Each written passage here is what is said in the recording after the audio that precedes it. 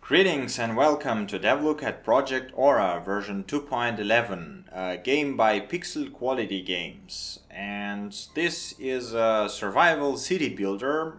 If you've played Banished, then you know exactly what it looks like. This one set in a futuristic setting, so it's a bit obviously quite much different from the Banished. And you know, Banished had that very simple pipelines that you can create, and Project Aura, on the other hand, focuses purely on those pipelines. And there is a lot to dig into there. So as you can see here at the moment, the campaigns are currently unavailable, so you can do either tutorial or sandbox. Let's take a look at the options menu really quick. So we have video options are pretty simple, resolution options, then graphics and texture quality, and then toggle anti-aliasing and full screen. That's about it. The game looks very nice, reminds me a lot of Anno 2070. Very, very similar aesthetic, very nicely looking graphics. Although here I think it's purely 3D, not the Anno 2070 kind of sprite-ish look. So I have separate audio sliders for quite a lot of things actually. Camera, mouse sensitivity, invert, speed, rotation, all that stuff. And then English, language, there's only two at the moment, English and Spanish, and the autosave function, which is currently off.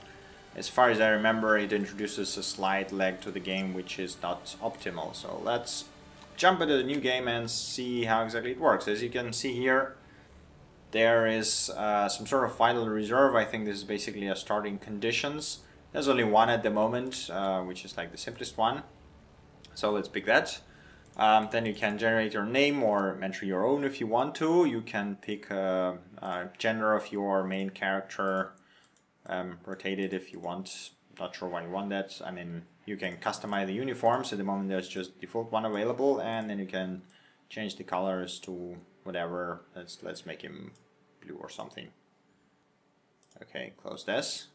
Alright, and then you get to pick difficulty and some additional features. So let's pick the low, because then we have a lot of money and or synthetic coins as they call it here. And I can show you all the things that are available without having to wait for more resources, because at the moment this game is quite slow and you have to be ready to spend a lot of time doing it. Okay, let's jump into the game. Loading times are actually quite quick, and I have not encountered any bugs or issues with the game as is. So yeah, let's have a look at what it has to offer. This is my city. As you can see, I just have my central hub thing here, and that's about it. Those orange rectangles, I guess, are the places where I can build stuff. As you can see, it looks very nice. This is the dome that protects me from the disasters on these planets, and this dome consumes energy. So here you can see my energy storage, which is not yet full. I have 1000 capacity and 500 energy is now stored. And as you can see, the dome intake now is to 0 because there is no disasters going on outside. So, and I have a generator which produces 100 energy. I have not encountered like really large disasters, and all I seen in this game was like dome intake was -3 or something. It was like a brief rain or whatever, which wasn't, you know, too disastrous for me. But I guess, yeah, here you can see one, for example. I guess there's rain or something. Let's have a look. Can we see something here? Yeah, slight rain. So that's what I saw. It was a bit more than one though, maybe some acid rain or something. But yeah, as you can see here, there's a risk to suffer an atmospherical disaster, and it's very high, although I have not encountered anyone up until now. But let's see, maybe we'll encounter one while recording. Alright, so, and again, if your generator fails, then your dome disappears and you will start receiving damages into the building, which is obviously suboptimal. So you can, here, as you can see, you can install additional batteries and stuff, and amplifiers and accumulators to produce and store more energy, which is, I guess, would be necessary in an end game. So it's a very interesting concept. But let's get from the boring stuff and to the building. So here are this menu is not very good, because as soon as you put your mouse away from it, even if accidentally, it disappears. But this is a minor UI thing. So yeah, so those are the buildings that are available. God damn it. You have seaweed farm, you have residential block, you have plastic factory, recycling plant, prefab factory, tech lab, desalination plant for obviously removing the salt from water, because this is ocean as far as I remember. And then there's the botanic garden and a hangar, which allows you to build flying crafts that will harvest different stuff for you. So you always start from residential block, and there we go. So we need some I don't remember how it's called, alpha prefab, and then some iron. Yeah, at the moment, as far as I understood, you can just only buy those things on the market. I wonder if there will be a way to harvest those later without needing to, you know, resort to the market. So I have, as you can see here, 50,000 credits. So we can buy 255 of those. And then we need some metal, and we get 50 iron. So we buy that. As far as I remember, actually you can do this. Yes, you can. Okay, so I actually don't need to press this manually. All right, so I have enough materials, and now we can actually drag that out and build it somewhere here, for example. So this is our residential building that allows us to host people. Here we can see the organizational chart, which is actually the most interesting part of this game. So this is the way that building functions actually. It needs, as you can see, one director. So let's see people that we can get. So this game is not your typical city builder, and you actually have to recruit people who will work on your factories and control your buildings directly, which is, I think, pretty cool concept. So you can actually, can I see the stats? No, I cannot see the stats now, but what we can do is we can drag him here. He will awaken. We will obviously pay 100 credits for his awakening. So now we can link him, and he will be a director of this building. And I can right click and actually see all of his statistics and skills and all that stuff, you know. So it's actually pretty cool that all the characters are, you know, have separate personalities. It's a really unique thing. All right, let's close it. And now we need an organic waste blueprint. So this is another thing. Basically, almost all the buildings can produce something, but to do this, you need to acquire a blueprint. We need this one. And then you can use this blueprint in production. There we go. So we can put the blueprint here. We can connect it, and now we need one recycler or a farmer who can actually control this. Okay, we have a recycler here. You can actually use a person who has a different specialization instead of him. It will be just basically the guy who's green here, ideal, he will produce the most output, you know. So as you can see here, we can now start the production, and we need 7 cycles to complete. So, and we will get 10 fertilizer, so which we can later use somewhere else. This is the very basic, very first pipeline. As you can see, the building is very nicely animated, so we can turn around and there's like some light there, a few people living, all looks nice. So the next essential thing here is actually food. I completely forgot about that. So you have to feed your people with something. All right, let's buy some food since we cannot really produce anything right now. So let's buy 50 water and 50 seaweed. This is like the very basic stuff.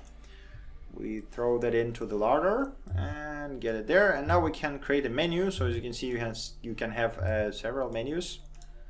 And then we activate the menu.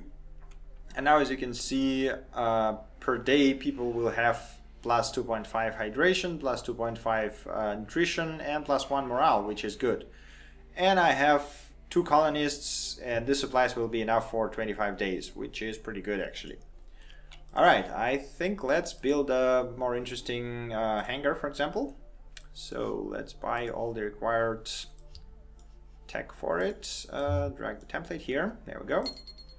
Buy all that stuff. As you can see, it can be pretty expensive, and you know, when I'm starting on easy and I have a lot of this like resources or a lot of money I can spend, it's quite easy to buy stuff. But if you start on normal or even on hard, that's getting harder and harder to actually do something. You have to be very careful about that and build your sort of plan your buildings from the very beginning. Okay, so what do we need? We need ship missions and we need building maintenance.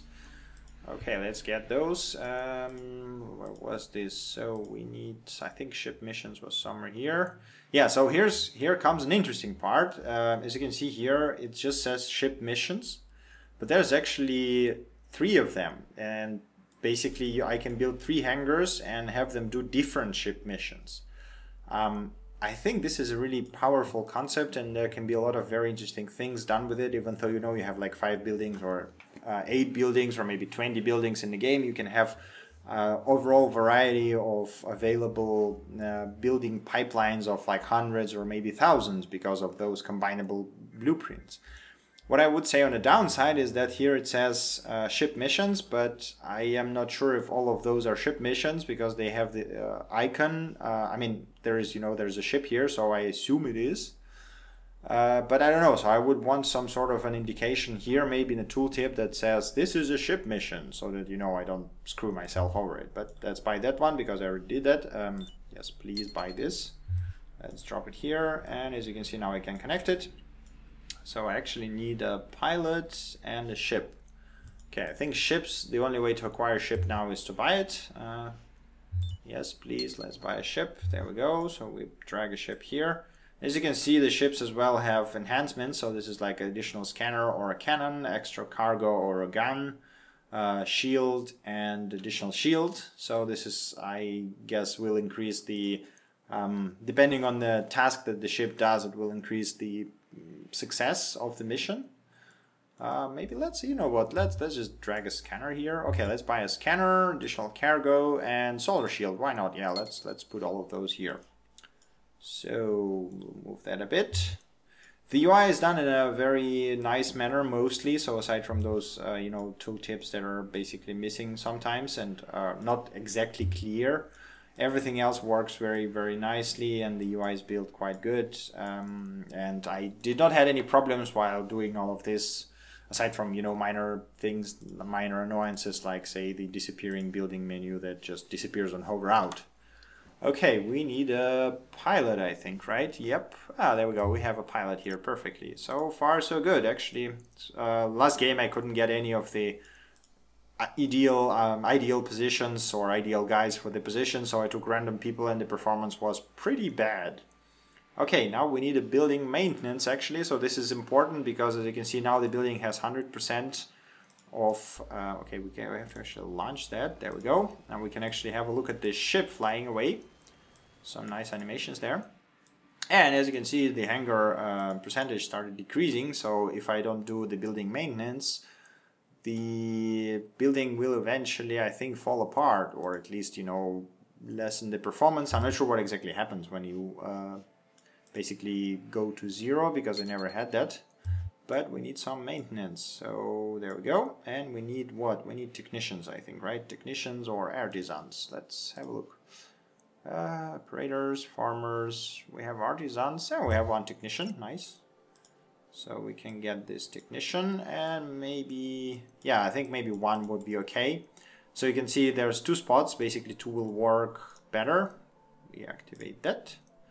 There we go. 2 guys will work better, obviously, but since you are very limited in resources in the beginning, it's okay to just put 1 in there, which obviously will be less performance. Okay, let's have a look actually at the production. Where was it here? 79% complete. So they actually patched it recently a bit more, and the progress is now way faster. The last time I played it took more than a day, so here you can see that we're still on a day 0. Before it took more than a day to actually complete the progress here, and it was nearly impossible to build any pipelines without like waiting for, I don't know, 1 hour or speeding up the game incredibly. So we can do an X4 speed right now and have a look at when it completes. So we're 92%. There we go. Okay, let's reduce the speed to 1. So actually should have some fertilizer here now. Yeah, nice. Okay. So let's try to build basic structures that will make us self-sufficient. So we need some seaweed farm. This is what allows you to produce those seaweeds that are used as food. Okay, let's yeah, so another interesting feature before doing that is templates. As you can see here, this is like a default template.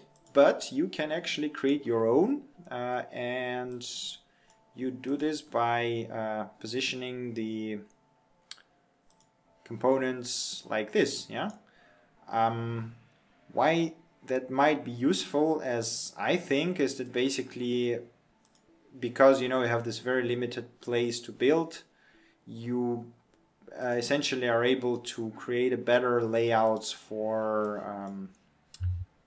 is that what zero cell indicated by the orange arrows must have built items. Okay. Oh, okay. So I can't really build there. But yeah, the idea is that basically you can create your own layouts. Come on, can I buy this? Yeah, there we go. You can create your own layouts to create a maybe more compact layout that you can use to build in, cluttered environments to save space and things like this, because here now I don't have enough space for building the same one, but maybe if I position it like this, then it will fit in here. So it's a pretty interesting idea. All right, so we have a seaweed farm. Let's populate it. Do we actually have enough people? So we need one more director. Perfect, we even have him. Okay, there we go. And now we need what? Drying seaweed and seaweed fattening. Okay, this tech. There we go. Seaweed fattening. Yeah, of course. This is as well annoying. You can drag some things to this window directly, but some things you have to actually buy and drag later. Is it a ship? Yeah, our ship returned. So this is actually one more interesting part about it, is that those extraction missions, as you can see here, come on. God damn it. Yeah, there we go. So at the moment they only deliver like organic garbage 100. But what I read in the roadmap for the developers say that they want to do it a bit, or put in a bit of, I don't know, random numbers generation there. And basically, you can discover some useful things in this garbage, because the the ship is sort of gathering the trash around, and you might find something good there. Okay, let's see. What do we need here? We need operators, and here we need farmers, I think, right? Yep. Okay, let's hire some operators and farmers. We have operator here. Perfect. And we have a farmer here. Guess we can start with one. I mean, it's not ideal, but should work. And then we can... Okay, so to start the production, we actually need some seaweed, and the only way that I found you can get it is actually from buying on the market. Where is it? I think, yeah, no, not here. What was it? Was it this one? I think it was. So this drying already produces the seaweed. And then here, yeah, there we go. So we can we need a seaweed and we need fertilizer. So the only way I found that you can get seaweed is by buying it. Maybe I'm mistaken, so I am not sure here. We actually need some fertilizer as well, because my housing produces it very, very slowly. Is there a fertilizer somewhere? Plastic? No, it shouldn't be. It should be organic, right? Ugh, really, I cannot buy it. Okay. Huh. Alright, I cannot really buy a fertilizer, so we will have to wait before starting the production, because I need hundreds.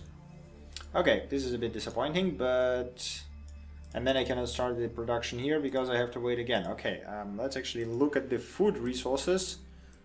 We still have enough for 6 days, which is okay. Yeah, wait, what? Organic garbage, yeah, okay, right, good. Okay, but yeah, I mean, this is essentially the game in a nutshell. You have additional factories that do different things. They basically take in the resource and, produce another ones, like this factory that is the very basic one that you would usually need. Those buttons does not seem to work. I'm trying to, this is the remove building, this is the people who work on it. So what else can I show you here? There are some things that are not ready yet, like technology. I assume there will be some sort of technology tree and technology sort of research, like civilization-like, I guess, which is interesting. There will be some platform stuff. Again, not sure what this will be. Maybe expansion of your space. I think at the moment, if we try to actually build on those large platforms, let's try to do that. So if I try to build here, oh no, I can. Okay, so I can actually build here. Never tried that. So maybe you will be able to build additional platforms. Don't know about that. The next patch notes, or the roadmap, said actually there will be 8 more buildings, some additional ships and some transport. So it definitely will get very interesting. In addition, you have here quests that are scheduled for beta 3, as you can see, which is well pretty cool. So there we can see some reward and some, you know, placeholders for stuff, coral reefs. Maybe there will be some sea transports that you can use to harvest, actually, not just buy the seaweed, but actually harvest it, which would make sense. What else? Yeah, I think that's about it. So I have a nice menu for your employed people, and if you don't have someone employed, so we can, where is he? Let's fire someone. So let's disconnect him from here. There's our residential block. If we delete this guy, yes, I want to delete him. As you can see, he's now in unemployed people, so it's quite easy to just drag him here and reconnect him, and he's now again employed, so he's doing his part. I have to actually restart this, because once you remove the director, the building stops functioning. Okay, I guess we can actually wrap it up, because there are some additional, yeah, those are just the messages. Actually don't do anything. Okay, why is it movable?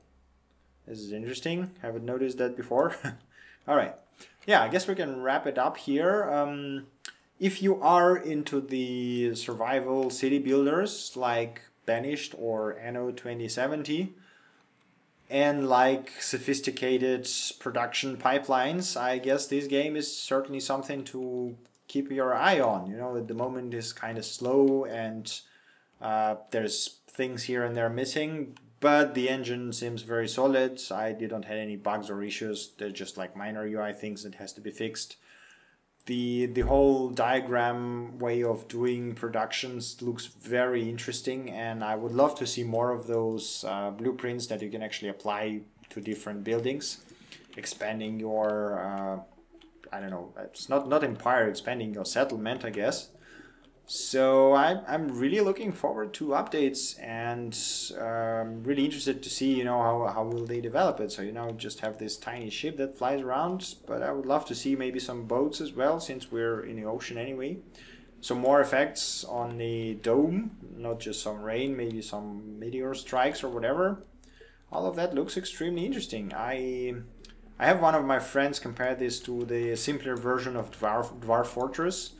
I haven't played the Dwarf Fortress myself, but from what I've read about it, it seems like this is really the, you know, the closest take on the simplified Dwarf Fortress formula. And I'm really interested in seeing how it will turn out in the end. So yeah, you can grab Project Aura on Steam Early Access for $15 or the original equivalent. It's not an extremely expensive game actually, and you know, for the price I think it's a pretty good deal. If you are not fine with doing the sandbox play, you probably would want to wait until the campaigns came out, but yeah, it's definitely worth keeping an eye on. Alright, so thank you for watching, and as always, see you during the next update. Bye!